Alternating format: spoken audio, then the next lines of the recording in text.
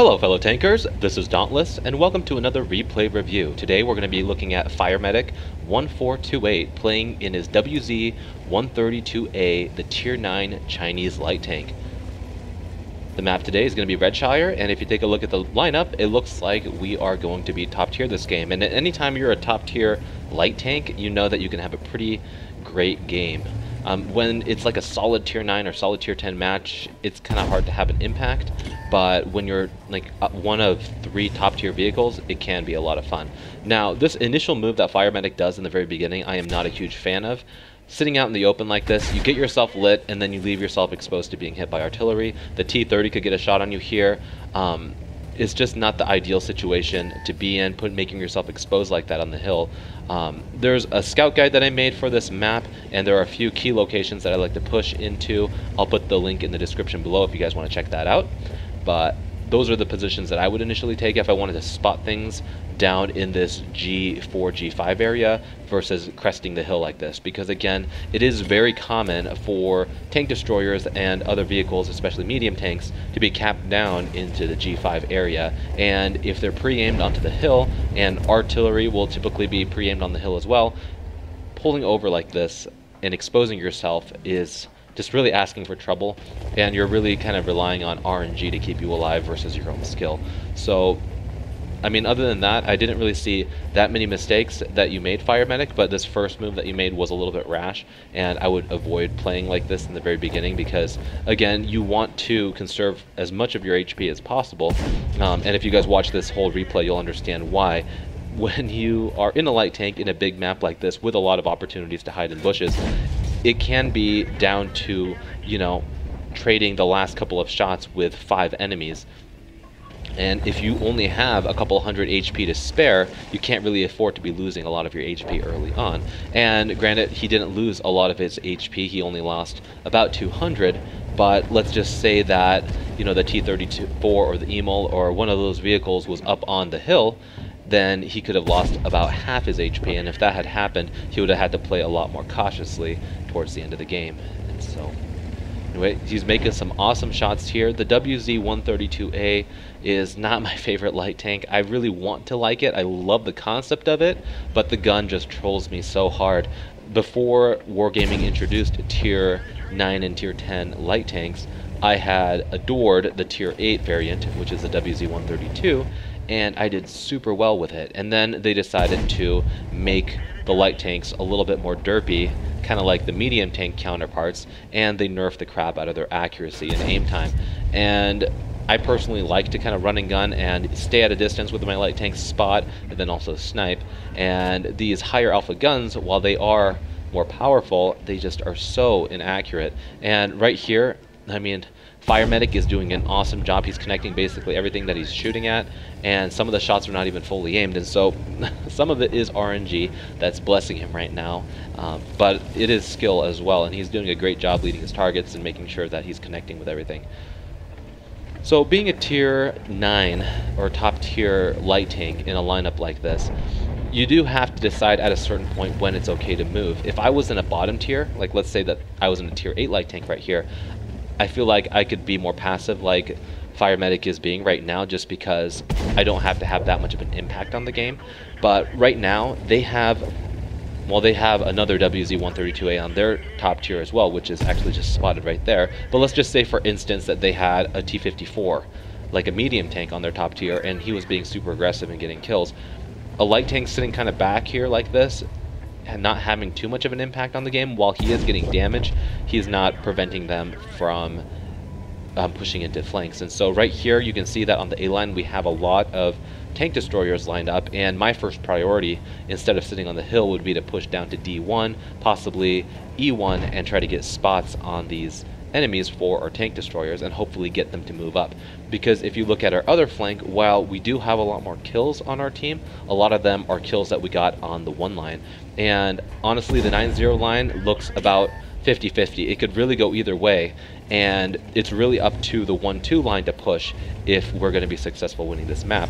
And with a lot of our tank destroyers camping in the back, it is up to players like Firemedic in his top tier light tanks to be kind of aggressive, get those spots as early as possible, because the longer we sit back and not push this flank and not be aggressive enough, the more chances of the other flank crumbling and then completely being surrounded. So really, when you see a lot of vehicles on one side of the map that are not really doing a lot of fighting because of a lack of vehicles, that's when you are top tier or a light tank, you can be somewhat aggressive, push forward, get those aggressive spots, because you know you're going to have people behind you that are anxious to be shooting, because they're bored too. They don't want to be shooting nothing. The second you light something, they're going to light it up for you. And so this is something that I'm not a huge fan of. What you're doing right here, Firemedic, is you're being super passive. You can tell using XVM that the only two vehicles that are unlit are 2 tier 7s, and you're in a tier 9. And so really, because the 9-0 line is not doing too well, I would be trying to push as aggressively as possible right now, trying to spot anything that might be here or on their base for these tank destroyers and our arty that we have. Because the longer we sit here, the more odds of the other flank just completely falling, and the chances of you losing go up exponentially. So here we go. The tier 7 gets lit, and I'm not entirely sure what happened right here, but you can tell that this guy is completely oblivious to what we're doing. But here, I'll show you what happens. So we fire, you kind of stop, you get lucky by getting bounced by his shell, but you kind of stop there for a second and wait for your turret to turn.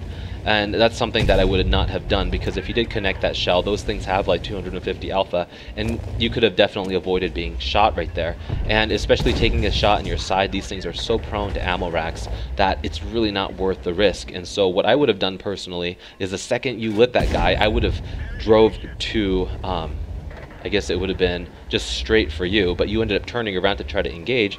I would have pushed towards the building you were driving towards, and I would have just stayed hidden, which was, I guess, over behind this building here. And I would have just ducked in, waited for him to be distracted, and then turned around when you were unlit, and then played the way you did. But you know, it worked out in the end. You didn't take any damage, but again, being really, really cautious with your HP and how you end up using it, in my opinion, is the key to playing light tanks correctly. Now, right here, looks like you had a little bit of a mishap, and you ended up driving into a boulder and flipped your tank. And this is really unfortunate. It's not something that happens a lot, but it does happen, and I've done it myself. And it's really, really frustrating, because typically when this happens to your vehicle, no one wants to help you. Even though, you know, look at how much damage so far that Fire has done. He has 5 kills, 4k damage, and none of his team members care that he's flipped. They just want to go in, and maybe they don't know that he's flipped, but he's trying to make it a point that, you know, telling people that he's flipped, and everyone's just completely ignoring him, even though he had been supporting all these tank destroyers this whole time. So artillery, thankfully, hears his plea and says, "Hey, Firemedic, you know, I'm coming." So he just has to hold tight, and you know, it's awesome that artillery is willing to come and help him, because a lot of the time arty will just kind of sit back, you know, and they are fragile vehicles and they're kind of slow, and so the fact that he's coming all the way across the map just to help this guy shows that he's a real team player. So Kabli, if that's how you pronounce your name, shout out to you. You're a great team player, and I like to see more people like you in this game. So something I want to point out here that's kind of interesting is the fact that Fire has disabled himself out of the game, and he's been in this position for a little over a minute. And you know, while that's not a lot of time, it happened at a crucial time where the entire 9-0 line fell. It fell while he was flipped like this, and he was not able to get into position. Now this is interesting, because I do see a lot of players get into a position where they're like, okay, all the tanks are on the other side, they're in a light tank, they rush forward because they want to get those kills and those lights, and they get kind of greedy and they get themselves far too extended, and then they get themselves killed. And you can really throw a good game by not being patient enough. And so personally, I almost feel like flipping your tank right there actually was kind of a blessing in disguise, because by disabling you and holding you back out of the game for that period of time, it actually gave the tank destroyers a chance to regroup, and now they're pushing towards their cap, and it's going to give you these easy broadside shots. If you had driven out just immediately before you flipped yourself and you didn't, and you just drove out into the open, there's a good chance those tank destroyers could have been hiding along these hills here, and by coming up and exposing yourself, if you got yourself lit, you could have easily got yourself killed. And so again, it's not saying that I don't know if you would have been aggressive there or not, but I do feel like there is a lesson to be learned in where holding back, especially when you do have a lot of time left in the game, can be really important. But so far, Fire, you're doing an excellent job playing this game. I have no complaints.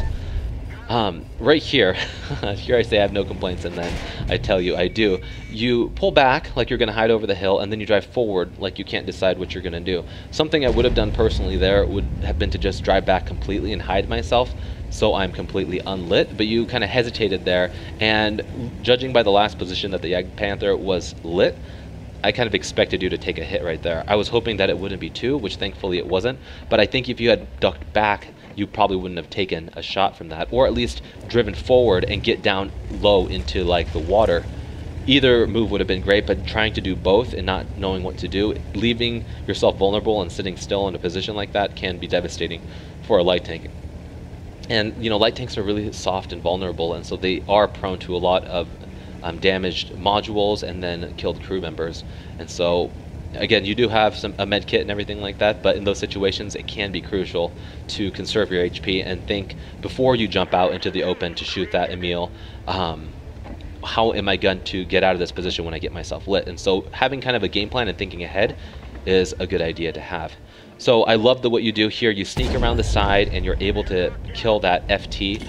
Just beautiful play there. That's exactly what I would have done. You don't ever want to charge head into a base, but kind of go to where they least expect you by using your mobility. And I really like the fact that you're hanging back here, you're waiting for yourself to get unlit before you drive into the open.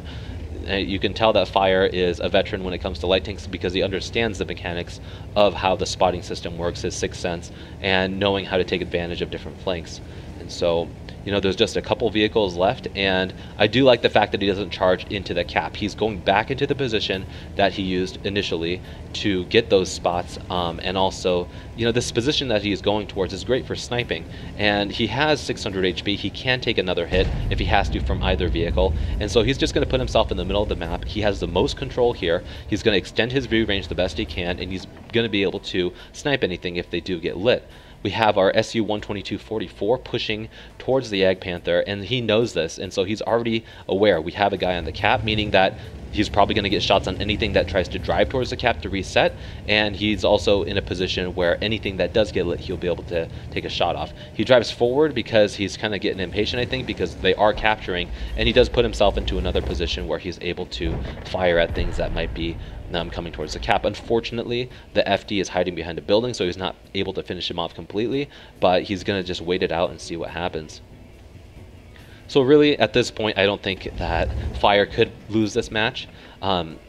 Jagd Panther comes around the corner, big mistake on his part, and another great shot done by Fire, and he is up to 9 kills. This is an awesome game, 4,500 damage and 1,500 assist. He can definitely take a hit from this FT. He just decides to hold back until he's not lit, so this guy doesn't know that he's coming, and he's going to be able to just put an easy shell into him. He loads a gold shell just to be on the safe side, which is, again, exactly what I would do when your 10 kills is riding on it. That's definitely a smart move to make. So he comes around, auto aims, he's not even paying attention, and he's able to totally finish him off. Awesome game by Firemedic1428. This is a replay review. This is probably one of the first ones that I've done personally that the player has an incredible game like this. 10 kills and almost 5k damage is amazing. And it's on a map where, you know, light tanks shine incredibly. Redshire is probably one of my favorite maps to get in a light tank because it does allow you to be really sneaky and really use the entire map to your tank's advantage using the view range and abusing bushes and whatnot. And so, again, if you guys don't know how to use this map correctly, I'll post a video in the link below or in the description below so you guys can check it out, and it'll hopefully show you how to play this map if you don't already know in a light tank. But this replay here shows exactly how you should be playing a light tank by utilizing your speed, your camouflage, your mobility, and number one thing is, again, not driving out into the open and exposing yourself more than you have to. I think those are really the only points and small errors that I saw him play, were exposing himself in positions where he really didn't have to, or not getting out of harm's way quick enough. But really, I watch my own replays and I find myself not making those decisions as well. And so if I was to critique your gameplay, Firemedic, it would be definitely know your course of action before you make them. Know exactly how you're going to get out of harm's way. Don't put yourself in harm's way early on in the game if you can help it, unless you're going to a passive bush where you know you're not going to get lit, and then also knowing when you need to move forward and knowing when you need to hold back. And so again, I'm kind of preaching to the choir here because it does look like you definitely know what you're doing, and just great game. So thanks again for being my patron, and I'm looking forward to looking at more of your reviews in the future, or replays in the future, I should say. Anyway, guys, hopefully you found this gameplay entertaining. If you did, I'd really appreciate it if you give it a like down below, and if you haven't already, subscribe to my channel for more content like this in the future. And then also, if you guys are interested in getting your replays reviewed, I'll have my Patreon link in the description below. If you want to check that out, you can post your replays, and I can take a look at them for you. Anyway, thanks again for watching, guys, and I'll catch you guys later.